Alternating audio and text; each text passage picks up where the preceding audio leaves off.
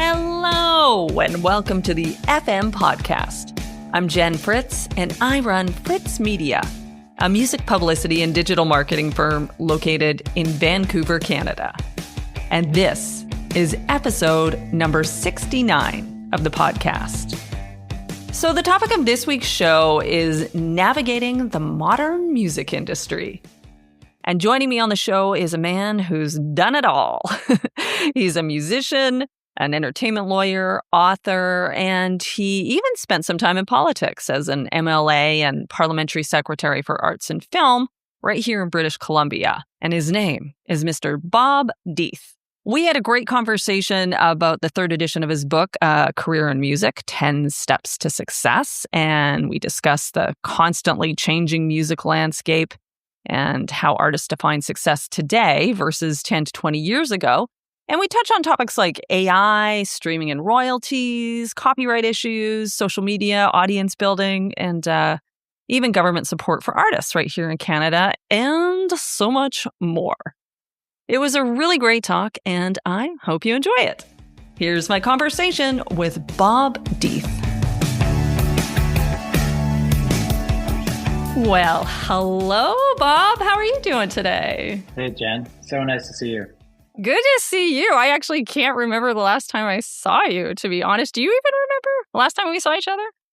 I don't know. It's been a few years, but it just seems like yesterday. You know, it's funny how that goes. I mean, you've been in this business as long as I can remember, and so you know, it's pretty cool. It's too long, Bob. Things kind of go around, but it's too long.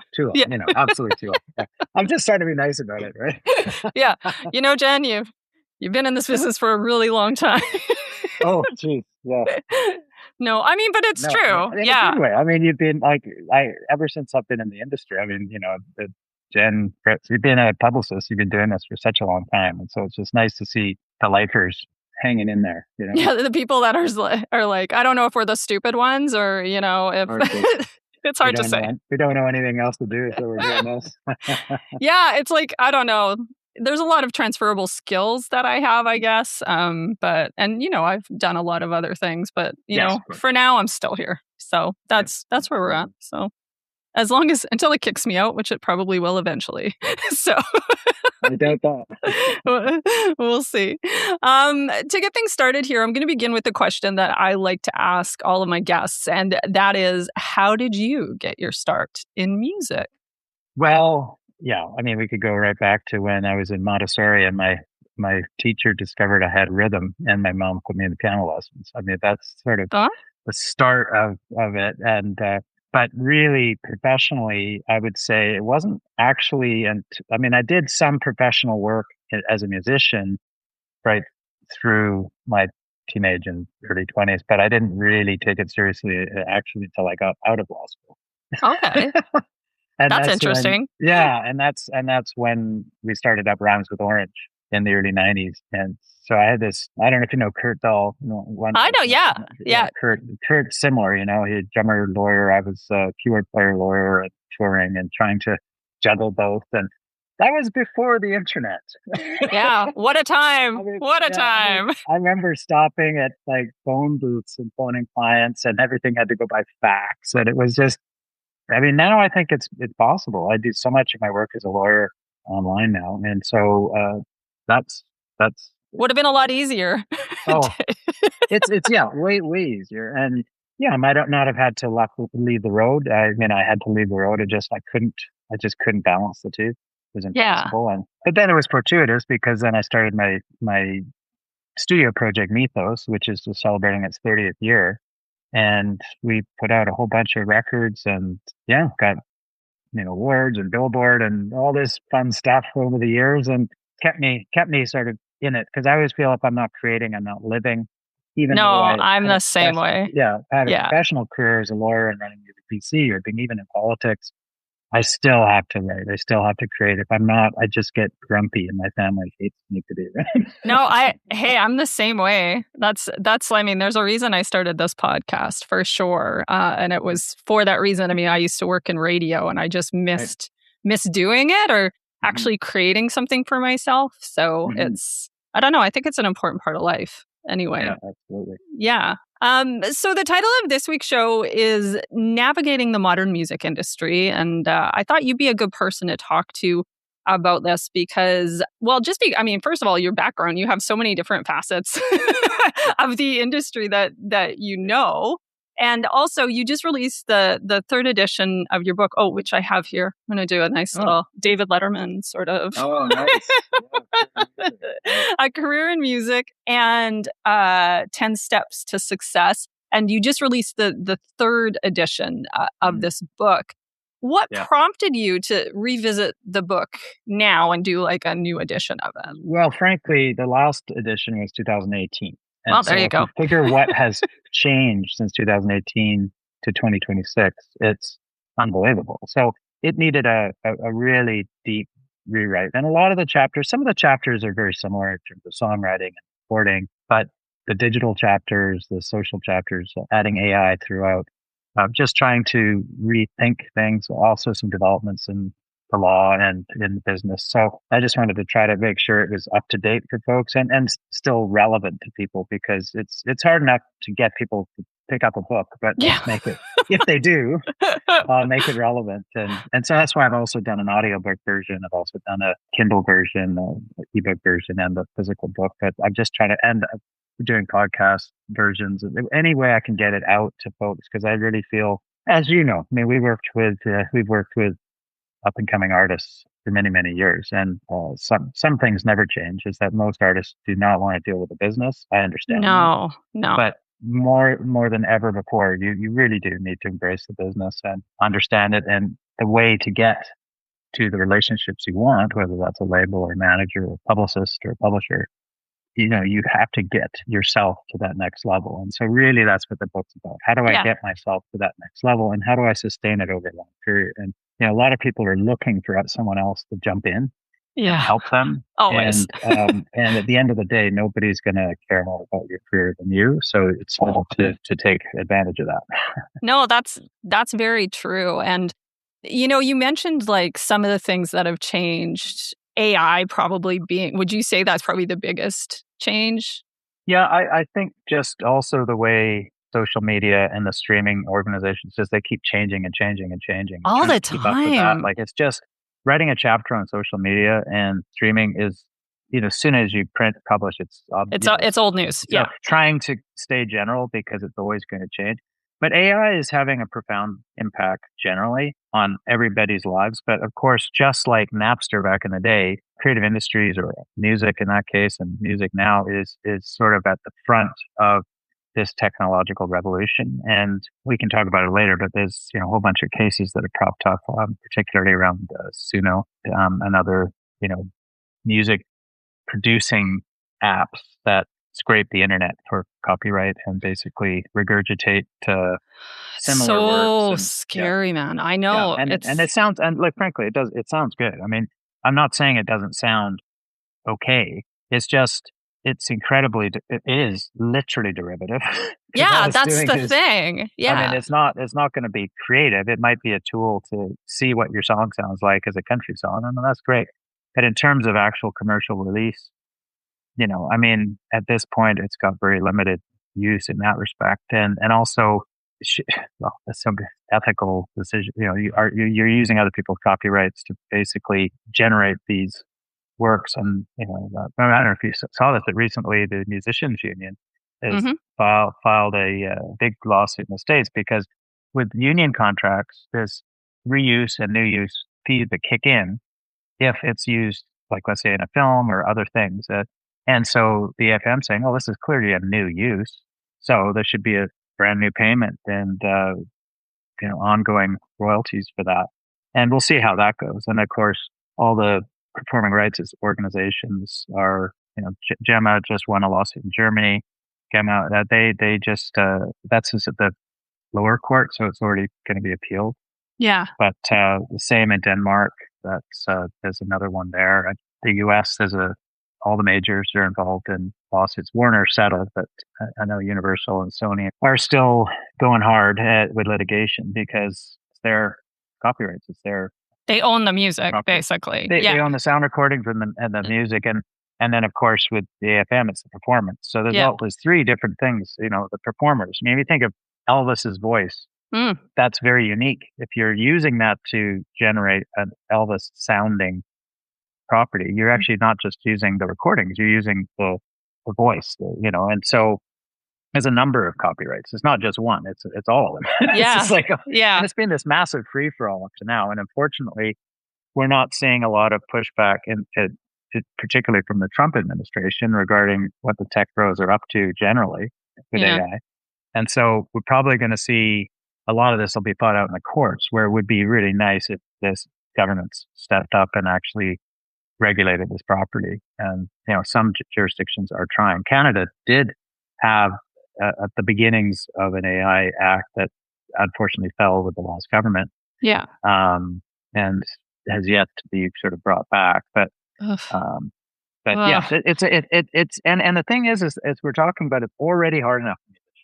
Yeah, well, that's it. Streaming, yeah, it's already hard enough because streaming doesn't pay what selling a CD used to pay. If you look at it practically, a CD, you used to be able to sell those off the stage or in stores. I remember in Rhymes with Orange, we used to go down to A&B Sound or Sam the Record Man and bring boxes of CDs on consignment. They'd sell and we could fund a tour with it. And, we'd be on the road doing that with T-shirts and CDs. And I know a lot of musicians now are trying to do vinyl and CDs and other merch that are helping. But that core revenue is gone. And that's really, really hard for artists. And so you figure, well, the streaming companies should step in, but it's really the way the algorithms work. It's really, I think it actually pushes new artists down and it lifts. It 100% does. I do. Yeah. I agree with that. It's very, very hard for indie artists. In fact, would you say, like, if I asked you, what's the biggest difference between building a music career versus, say, like 10 or 20 years ago to now, would you say it's that equation that is just the whole artists can't get revenue from their music in the same way that they used to? Would that be the biggest thing? I think it's one of the key issues. I still think, I've always felt this, I think live is still viable. I mean, it's the way that musicians generally have made the most money. You think of Taylor Swift. Where did she make her $1 billion in the last couple of years? It's touring. Touring, right? So and merch. And merch, which is part of that. So I sort of equate the merch as part of your... It's all part of the whole touring. Yeah. You can try and sell it online, but the reality is you create a memory for somebody where you move them in some way when you're live and they want to remember that experience. So they buy a piece of merch. I mean, that's the old Tom Jackson, you create the moment and people want to remember that. So I really feel that live is still a very important component, but there's other issues that have been challenges on the live front too, because you think of all the venues, because of the housing and all of these things that have just disappeared. You don't have the same sort of that ecosystem. Because I remember when I started, you sort of had the 100-person room and the 3 and then the 5 and then the 7 and then the 1,000. Yeah. And then, you had this sort of continuum, and that went right across the country, and you could sort of tour at a certain level all the way up. And now it's sort of like going up a ladder where 2 or 3 of the rungs in key spots are missing. And so you're like looking up at the rung 3 up, how do I get there? Whereas before you could just slowly go up a ladder and you could make it up there. So I think the key is now, how do we bridge the gap between those rungs that are missing, and that's really tough live. And I don't have an answer to that, but I do feel that people still want the live experience. They really do. You can just see that. I mean, look at FIFA. I mean, that was a live engagement of a billion people. I don't know, whatever. It was like all over the world. Like people come out, they want to be together, they want to celebrate together, they want to, cheer their teams on. People I love that, right? It's so funny that you're saying this, because this is actually my fresh content segment, but I'll just throw it away because I have a bunch of other ones. But that is my fresh content segment, is going to see music live, like just broadly, or just art in general in a communal setting. Like even just a movie hits you different when you're at a theater. I mean, I haven't seen it yet, but I can't wait to see the Odyssey. I mean, incredible.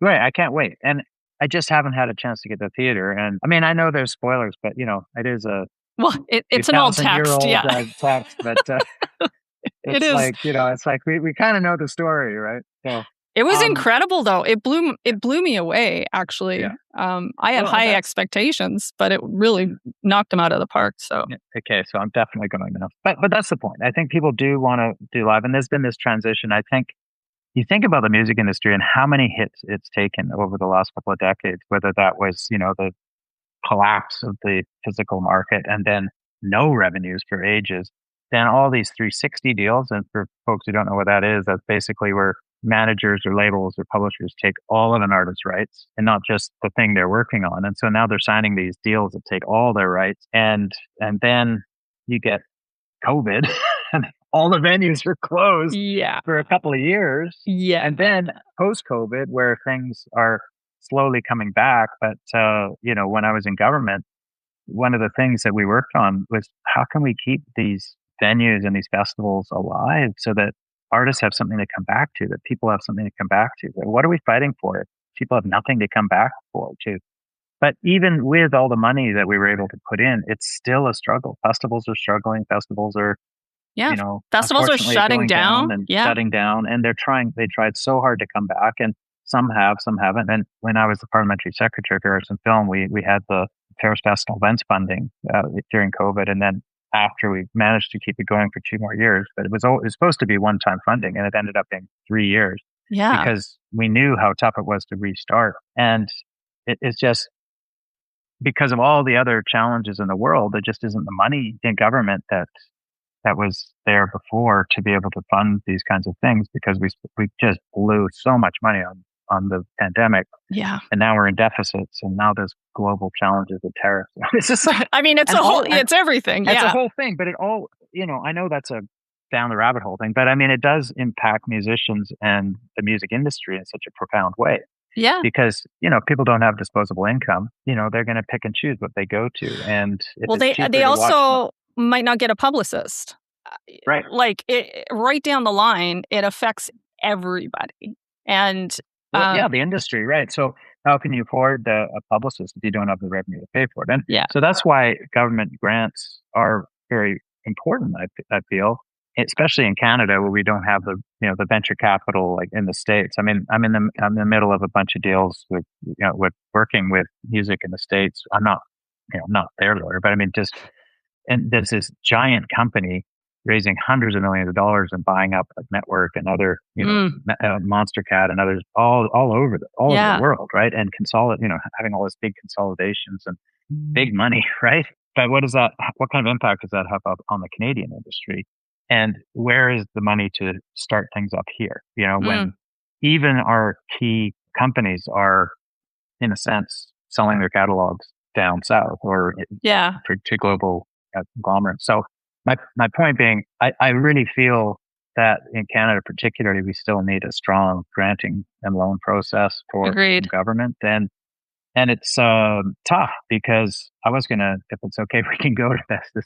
Well, that's fine. Yeah. But one of the things that's come up recently is the streaming companies, the big ones, like Netflix and the Amazon and all the big ones, were supposed to pay 5% of their revenues to Canadian development, and that was through the CRTC, and they bumped it up to 15%, which is a lot. And then recently, the government, I think, just in June, just said, nope, we're not going to do that at all. There wasn't going to be any 5%.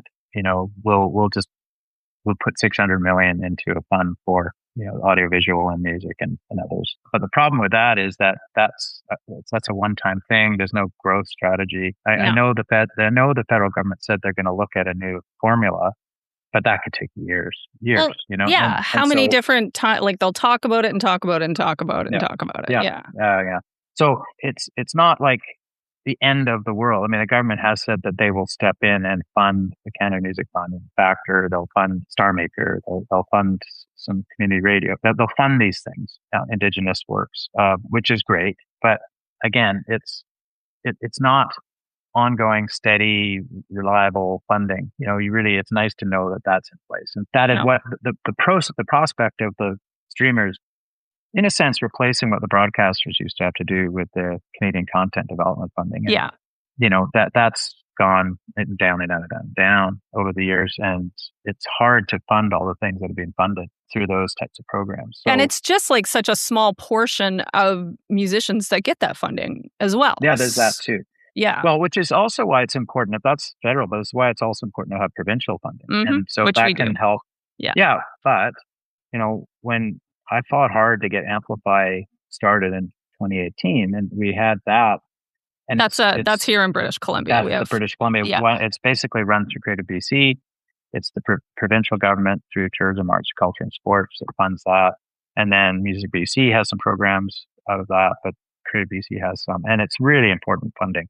The problem, of course, is that this is the last year of the program. And because it was funded from year-end money, it's not in the budget. It's really a jeopardy. And so there's the thing that drives me nuts.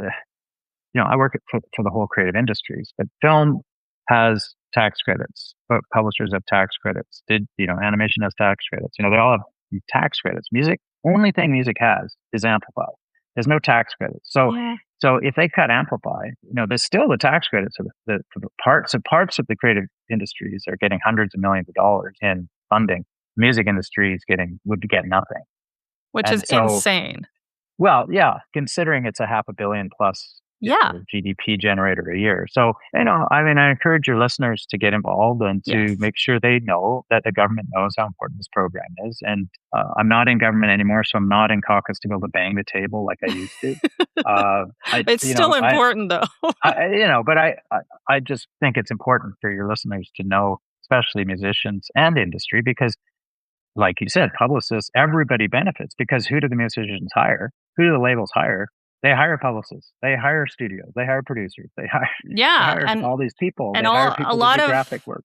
And a lot of, like, in the last 3 years, I would say I wouldn't have had clients without that funding, because the artists don't have any source of revenue outside of that anymore. That didn't always used to be the case. It used to be the case that even if they didn't get the funding, they could still pay me to do the work. Exactly. But the thing that's changed is that they can't anymore. Yeah. If there's no funding, there's no money.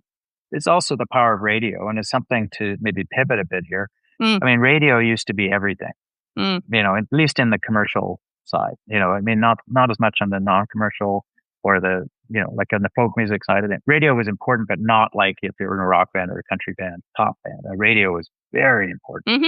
And it still is to a certain extent. But really, it's shifted to playlisting. It's like in many respects. And I'm not trying to talk down on radio. I love radio. I've always loved radio. But it's just a question of influence and what. No, it doesn't have the same influence as it once does. You might hear something on it. I think it's a source of music discovery, but there's many of those. But I don't think it breaks things.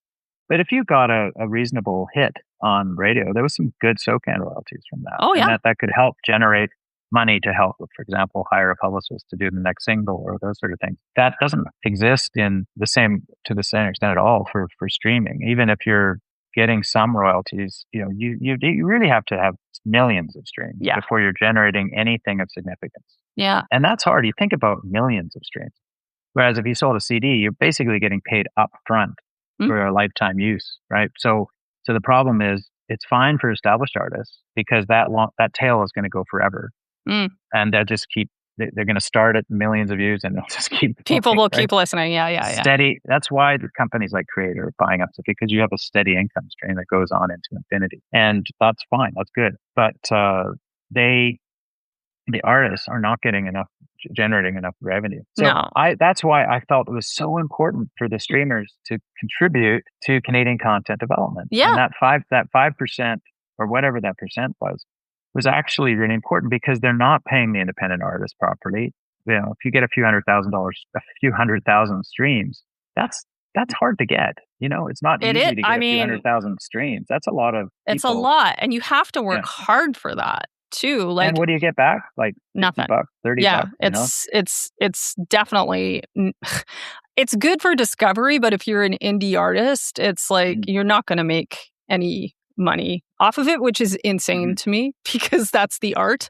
So, so the point being, if there's this giant chasm between indie and established and the streaming world, that didn't exist in the past because you could front end load your sales. If one person buys one CD, you make $10, right? Yeah. Or whatever it was. Now you make one person listens, you make 0.0001 cent, or whatever it is, right? So it's like that. It doesn't, the model, as you said earlier, the model doesn't work for indie artists now. So they have to find other ways, and they're being very creative with merchandise. They're being very creative. The rise of vinyl, it's been spectacular, and that's great. It's wonderful. I mean, I'm going to challenge you now. If you watch a film and there's music being played in the scene, 95% of the time, it's going to be a record player. And I challenge you now. Really? If you watch a TV show or a movie and it's somebody going into their living room and they're going to listen to music, most of the time it's going to be vinyl. And that's not, period piece or anything. That's like now. And I think because it's so visual. I mean, how visual is it for someone to pick up their phone and push play? It's like, that's like, okay, I'm playing my Spotify playlist. So I think that the sort of rise again of vinyl has been great for independent artists. Again, that's a positive, I think. And people wanting to support artists is really positive as well. So I think, Bandcamp and other things where they can sort of get money in more of a realistic way, it's good. But none of these models seem to have proven out as sustainable. No, there's no that's like the other thing that I think about too is this is also a positive thing too, but the music industry has become more accessible for anybody as well. And I think that, that's made things a lot more crowded as well. So there's a lot of indie artists, but there's only a few of them that can break. You know what I mean? Like there's only a few that can get noticed, and there's like so many different ways to get noticed.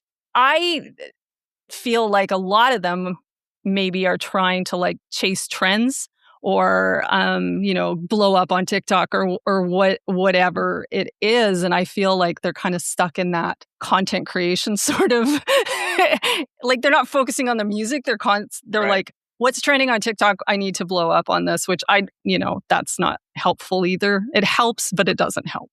Do you know what I mean? Well, but it speaks to that's a really good segue into social media and what it's being used for and how powerful it can be. But also, you've got, 100 million songs on Spotify, and how do you get seen in that? And thousands of new songs every day. And, it's really difficult to be seen. But I've had a few clients as a lawyer who did blow up on TikTok, and luckily they had the chops and they had the scoring behind them. That's the thing. So basically they were able to negotiate, get a deal based on that. And now they were doing well. Now they're doing really well. Yeah. And they were able to actually get a pretty good deal because of that. So, I mean, I won't say it is because of client confidentiality, but I just feel that there is a pathway there, but but I think it works out for them. You got to be, you got to be ready. And, you think of Carly Rae Jepsen back in the day. I mean, everybody, it's Call Me Maybe. She was an overnight success story. Oh, I knew her when she was 15, hammering it out. And then she was on Canadian Idol, and she was working and working and working. By the time Call Me Maybe hit, it'd been 10 years of hard work, but she was ready for it. So when she went out on all the big award shows and stuff, she didn't really look out of place. She looked like she belonged there. And I kind of felt that she did that hard work. And I think so. I think Mother is another example of that as well. Oh my God, they are the best example. Ryan's an evil genius to begin with, but totally. and the rest of them too. They're just amazing, and I love them dearly, and I'm good friends with them. Brian, I have huge respect, and they're a good example. They really slugged it out, and I always felt like it was really unfortunate because early on I was like, this band should be the biggest band. No, remember seeing them at the media club? We're like, what the hell? What? They're just just head and shoulders above everybody else, right? And it's like, what's going on again? And his quirky production style is so fascinating and interesting and stuff. And it wasn't hitting. It wasn't hitting in the same way. And then again, social media hit, I think it was TikTok again. It was wasn't it? TikTok. They It was just like using the youth like just found Hayloft. them. Like Yeah. they found a Hayloft 10-year-old song, and all of a sudden that song, everybody was using it. And then they're on all the talk shows in the States, and now they're just doing all these tours. But they were like, it's the thing, like they got a slot opening up for Imagine Dragons in Europe. That's a band that was ready for it, and they nailed it because of that. If you are a band that blows up on TikTok and you don't have that behind you, and that happens to you, you're gonna fall on your face. I can't tell you how. No, honestly, Jen, I can't tell you how many shows I've been to in the last, let's say, 3 or 4 years, where I go and the headliner is some TikTok band I've never heard of that blew up, and they're clearly the worst band. That's there. Just no live experience at all. Terrible. Yeah. And I'm like, they're the headliner, and I'm like, what are they doing on the stage? They have nothing. They're like, there's walking around singing. Oh, it just, yeah, like, or and just the production, everything. And it's just, oh my God, they're just like a baby band, a basement band, right? And so I think if we can tell anybody, yes, use every tool at your disposal, and that could mean, a lot of hard work trying to get some viral stuff going on with TikTok or Instagram or others. That's fine. But have the goods to back it up. You need the songs. You have to have the songs. You have to have the live performance. You have to have great recordings. You have to have the basics, and you have your live performance dialed in, like just ready to go. Like you have to work on all of that along with this. And I know it sucks 100% that you have to do all of these things, but if you made the choice, which you did, to be a musician, that's what comes with it, unfortunately. Absolutely. And then you're not doing yourself a favor, because lightning doesn't strike often in the same place. And if you have that luck, you have to be, I always like to say, you make your own luck in this industry. I really believe that. It's that, again, Carly Rae Jepsen, I mean, she made her own luck by just not giving up and going and going and going. And then when it hit, she was ready. Yeah. And she hit hard, right? Yeah. Biggest song in the world in 2012. But I mean, she just released a new banger on Friday. Like, she's got bangers. She's ready. Absolutely. Well, no, I mean, she's got longevity too. And then it gave her a chance to go to Broadway and do some of the things she really wanted to do. And fantastic. So I think that's really a core part of my book is trying to say, look, yes to all these things, but it's not just one thing. It's all 10 things, Yeah. It's like, yes to songs, yes to, recording, yes to live, yes to social media, yes to making business plans. All these things, these components of what you got to do, making friends with the media, all the things, that Grant Lawrence all taught us. Yeah. Well, I mean, it's so true. Yeah. Well, I think that, like, also, sorry to cut you off, but I think that also that what you said about it's not just, the one thing that happens a lot with me is they'll hire a publicist and be like, how come everything else isn't happening? And it's just like, you just did one thing. Like, hiring a publicist isn't going to do everything for you. You know what I mean? So it's like, it's not going to all of a sudden increase your Spotify listeners. It's not, do you know what I mean? Like, it's part of it, but it's not, there's not a direct one-to-one on it. And a lot of I think if we want to talk about publicists and publicity, I mean, you're the expert, but correct me if I'm wrong. But I mean, I will. The expert. I defer to you. You're actually in my book as a go-to Jen. But as far as publicity, hiring a publicist when you don't have a story that's true. It's very difficult. So I mean, if you're having a release party, I mean, every band has a release party. So what's different about you? What's special? What's your hook? What is gonna get any of the press into? And everybody has one. Like, you have your own story. You have it. Right. Yeah. So the point is that what is that story, and developing that story so that it's compelling. And once it's compelling, that gives the publicist something to dig into. But so many bands, like you said, they may have the story, but they don't know it yet, or they haven't figured it out, or they shy away from it. That's another how many thing. bands do you know are ashamed of the small town they came from, for example? And it's like, that could be such a great story. Like, what is it about the small town, and what is it that got you to Toronto or Vancouver or Montreal, or what, these are the sort of things that these are the stories people want to hear, right? So don't shy away from who you are, but many do. I mean, it's interesting, but no, anyway, I'm not going to lecture you on publicity. No, listen, it's not something that I think that it's not going to be a thing that exists in the same way in the next 5 years. I think that a lot of artists are spending a lot of the money that they would have spent on publicity, on digital marketing, on social ads, and that makes sense to me. Like if you only have a limited advertising budget or marketing budget, that totally makes sense to me. So it's already shifting in a different way, but the way to to utilize a publicist at the best is to have a story to tell. So you are 100% right. Okay, so correct me if I'm wrong too, because publicity is also morphed because of that too. So when I see the services that publicists are offering, it's not just traditional media; it's social media, it's all sorts of things. So traditional media.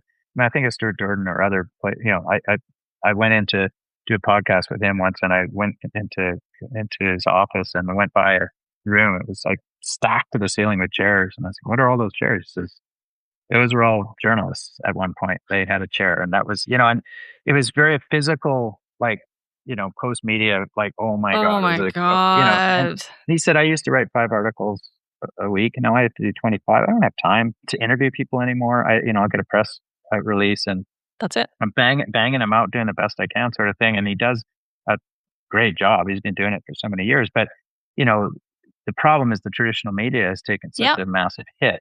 So then it's a question of, okay, well, if a lot of the readers aren't looking at that sort of demographic, where are they going? And social media is where they are. But even spending money on advertising, you can flush your money down the toilet if you're not doing it correctly. And if there's nothing. That's true. Those views don't mean anything if they're not an actual fan behind it. Exactly. Those are just, I call them vanity views, which I think can be useful if you're. Well, if you want numbers and you want if you just are looking for numbers for a reason. But even if you're say using it to try to get booked at a festival or something like that, they're onto that too. They can tell they're not real numbers. Yeah, exactly. Yeah. It's crazy. I'm trying to think of, we've been all over the place. So I'm trying to think of a good way to kind of wrap this up. So I think that maybe it's you've worked as so many different things in this industry, like a musician, a lawyer, an author. You were even in government as an MLA and Parliamentary Secretary for, I sounded so Alberta when I said secretary there, Secretary for Arts and Film. How has seeing the industry from all of those different perspectives changed the advice that you would give to artists? Well, I feel a certain amount of empathy for artists because I know just my kid's trying to buy a house today. It was a lot easier for me when I bought a house than it will be for them, for my parents too. Yeah. Oh, Jesus. I'm making myself older. Yeah. Rewind for a second. But I think the same, in a sense, applies. I have 3 kids in the music industry, and they're working hard and doing everything they can and doing, I think, all the right things. And it's hard, and I get that. But you have to think of it this way. And I've always been far more excited about someone buying a piece of merch or, getting excited about my music than I ever was about drafting a contract as a lawyer. Yeah. I mean, so the point being is, what do you do it for? What is the motivation? And I think if the motivation is pure and you're doing it because this is what you're supposed to do, and then stick with it. And I think, really it's about being the best at what you do, and eventually you will succeed. And just one of my chapters is actually perseverance. So often artists give up before they've given themselves a real fair chance. And I know how hard it is because it's only so many years you can eat craft dinner before you go, okay. You're this is it, man. Yeah. I'm not doing this anymore. I'm living out of the back of a van, and it's a tough life. I'm not saying it's easy, but there's also other areas of music that people need to look at too. I mean, so many of the artists I've worked with over the years have pivoted into scoring films, or producing, or engineering, or managing, other artists, or because of all the stuff they learned as an indie artist, or working for a company, or there's so many things you can do in music. And I always try to encourage people, if you can find synergies where you're working in a tangential, like you said, transferable skill area where you can sort of feel that you're working. Like the day that I had 100% of all of my revenue coming in some way from music, I really felt like I'd achieved what I wanted to do, which is to make my living from the music industry. Yeah. And there was that moment. And I think when you hit that moment, it's a wonderful moment. So but I do feel you kind of have to wear multiple hats in this You business do. now to It is. But sort that's, of make it. that's And like that's tough. It's tough. all I get creative that. industries, I think, though, right? Yeah. Like, are kind of like that. I would say me these days, I'm creating in the cracks. You know? Like I have this little crack and I can create quick.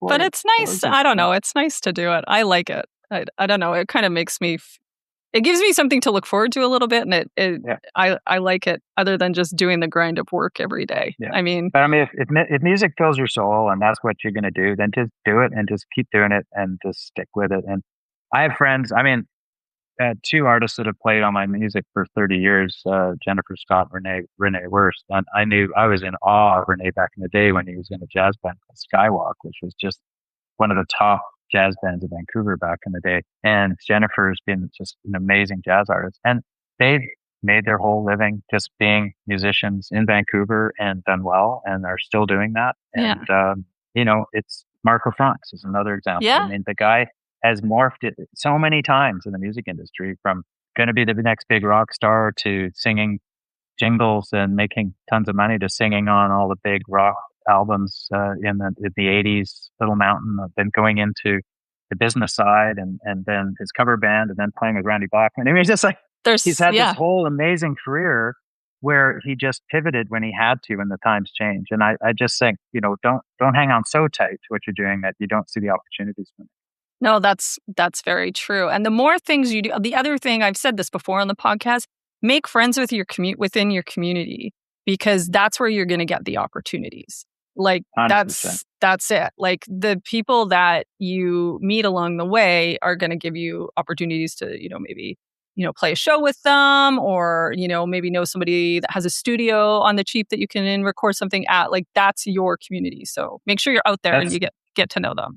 That's what I loved about the Peak Performance Project, which which unfortunately isn't around anymore, but we had for nearly a decade. And, there was a lot of wonderful things that came out of that. But one of the greatest long-term things is the friendships and the collaborations and seeing where all these artists have ended up and gone and working together and doing all these things. It's that community still exists. And it's wonderful to see. It's just, you're absolutely right. It's get to know your peers and be nice to everybody because you never know where they'll end up. You don't know. I mean, no, because seriously, I remember back in the day, I mean, Nickelback backed my band up back in the Town Pump days. And, they were the new, young band. They were just another band in Vancouver. Fast forward, 5-6 years later, they've got mittfuls of Juno Awards. Yeah. And then fast forward 5 years later, they're the biggest rock band in the world. It's sort of be nice to everybody. Yeah. Just you never know. You don't know, guys. No, that's very true. All right. This was like one of those interviews where I didn't even have to look at my questions, Bob. So that's what happens. Okay. So now is a good time to head on over to our fresh content segment. Every week on the show, we discuss our favorite piece of music content for the week. And we always like to start with a guest. So Bob, what have you got? Well, I was thinking that we were talking about this and Angine de Poitrine. So this band is so fascinating because what I thought was so interesting. They're just literally blown up on the internet, like just on social. They're just everywhere. Like every time in my feed, and I know it's probably I'm in the algorithm now, but they just come up all the time. And it's not just them; it's people talking about them. It's big artists talking about them. It's like Jack White. I know. It's just like people you'd never heard of. And then there are concerts all over the world and all this sort of stuff. And it's fascinating because it's basically two guys in funny suits who are playing like music that has very complex time signatures and, drummer and a guitarist doing looping. And it's fascinating. I mean, but I think the key for me is, I actually enjoy it. I enjoy listening to it because it's so different and interesting. But I also find that it's anti-AI, if I can say that. No, that's true. Yeah. It seems to be, for me, AI could never create this. No. And so people are going, awesome. It wouldn't even be able to come up with it because there's like nothing to draw from, really, right? Like it has to have an example of it in the first place. Yeah, and so I feel that I'm drawn to this and drawn to other artists who are pushing the boundaries right now, because it's just too easy to fall in the trap of regurgitated derivative music. And I mean, to be fair, pop music over the last couple of decades, there's been a lot of derivative work, and that's why a lot of pop artists keep suing each other. It's like, well, kind of my song. Well, not quite. And, I mean, similar artists. I'm not being down on pop music. I'm just saying it's or on. There's only so many ideas, right? Yeah. So then the idea is that how do we be original when there's hundreds of millions of songs out there? And so I think that's the challenge. And what I love about this band is that they push that to the point where this is something that nobody had thought of or doing. And sure, there's been prog rock bands that have done crazy time signatures, and there's all sorts of music you could listen to out there with crazy time signatures and melodies that are all over the place. And they're not just they're using quarter tones too, like on the guitars. They put extra frets in their guitars, so it's not just the crazy beats. It's also tonally, it's crazy. It's crazy, right? It's so crazy. But I mean, of course, Indian music's been doing that for thousands of years. I mean, so it's not necessarily new. It's just how they've taken it and how they've done it. And so I kind of hope this sort of anti-AI, maybe it's a movement, maybe it's something that's a positive for the music industry that could say, you know what, this is not all about derivative works. It's about something really truly human and creative. And I hope that continues. And that's why my fresh artist of the week is this wonderful, crazy I like band. That. I like it. Well, I mean, I already kind of touched on mine. I'm going to use the same one just because it is kind of in the same vein as yours. And it is, I feel, kind of anti-AI, and that is to go see live music when you can. It's not only good for your soul, it's good to support the artist if you are able. I know it can be expensive sometimes, which is another problem. It's a barrier to entry for a lot of people, which really sucks. But we have to go out and see the music if we want the venues to, stay. We need more of them, especially here in Vancouver, but you're going to have to get out there to see it if you want this to continue existing. And I went to see an incredible show on Friday. I went to see LCD Soundsystem at the new PNE Freedom Mobile Arch, which, have you been there yet? No, but my son Sheldon lives right by there. They went during FIFA to tons of pre-shows there, and they saw they said, yeah, I saw this band. I saw this band. Incredible. Oh my God. Yeah. It's pretty cool. It's nice to have a new empathy. It was so cool. Yeah. I mean, because the old one was pretty rickety at that point. But I mean, I'm just glad they finished it in time. Because, thank God. Hey, can you imagine? I was looking at it a few weeks before. I'm like, oh, they're not going to get this done. But they just pulled a rabbit out and just. Yeah. That's how I felt during the Olympics too. I was like, guys. Yeah. Well, I was like, I don't know. Did they finish? Because I remember the Olympic Village having faucets falling off and stuff. Okay, yeah, maybe stuff wasn't quite. They tried. Done, they right? tried. They yeah. Try, yeah. But anyway, yeah. The whole point is, it's just a good communal experience. I'm going through a little bit of a heartbreak right now, as you do in life, and I just, danced my face off, felt some joy. Nice. And which is so good. It's so useful in life to have that community feeling. Everybody around you is feeling the same way. And there's nothing like it, man. Well, I got to say, as a performer, one of the best things that's ever happened to me is my kids now are all performing live. And, the day I get hey, Dad, you want to come and play at our show? I'm like, hell yeah. Because, well, you miss it. It's been so many years since I've played more than a couple of shows a year, at live. It's all been studio work. And so being able to get up and play it, you're from not just from the artist, but from the audience, but from the artist's point of view, it just... Well, you're feeding each other. That energy. Yeah. That energy. And it's just the reaction to what you're doing. And it's, and then for me, it's just makes me feel like, awesome. 10 feet tall. Would invite me, to play with them. That's so awesome. Yeah. Oh, I love that. Let me plug them, because my son Cam Deeth, he's got an artist name 06 automatic, and he's also released under Cam Blake. Okay. And my daughter-in-law is Claire Twitty. Okay. And she's put out a whole bunch of stuff. She used to be in... from Rain City. Yeah, I worked with them. She's the lead singer for Rain City, and Claire's... She's so talented, yeah. Yeah, and then her husband, my son Sheldon, is a drum teacher, and he just put out a book on drum instruction and also a Undying rhythm course. So really, really proud of them for musical kids. Yeah, and Cam's also producing. He just producing with Cherry Pick. Nice. With 604, a light organ now. So yeah, it's pretty cool. Yeah, well, you did good. Plug for my kids. Yeah. All right. Well, I'm going to link to my pick, Bob's pick, and in the show notes. And I don't know what I'll link to for mine, but maybe an LCD Soundsystem video or something. But we'll link to everything for you. And thanks again for doing this, Bob. I really appreciate it. Where can people find you, or maybe find out more about the book if they want to do that? Do you have anything to plug? What do we got? Sure. Well, if I'm going to plug, I have been doing a solo project called Nixotic, which weird spelling, but NYXOTIC,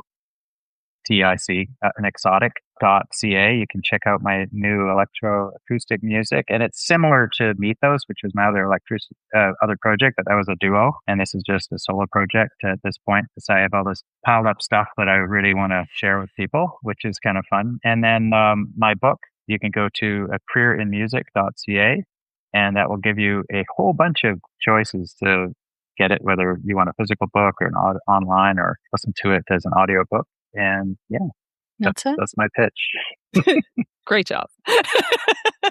There's many things that you have. You have many creative things out there, so that's incredible. Yeah, and if you need a lawyer, Oh, and by the way, yeah. Great entertainment lawyer also, guys. So all right. Well, thanks, Bob. Have a good one. Bye. Thanks, Jen. Well, that was such a great talk, and thanks again to Bob for coming on the show. Thanks so much for listening to the FM podcast. If you like the show, please tell your friends and give us a 5-star rating and review in Apple Podcasts or on Spotify or wherever you listen to your podcasts, and you can give reviews. We'd really appreciate it. The FM podcast is produced by me, Jen Fritz, for Fritz Media. If you want to learn more about Fritz Media, check out our website at fritzmedia.ca. And to learn more about the podcast, go to thefmpodcast.com. A big thank you to Said the Whale for providing the theme music for the show. Okay, so we're going to go out with our song of the week this week, which is from Victoria alt-rock band Door Door. This is What You Want.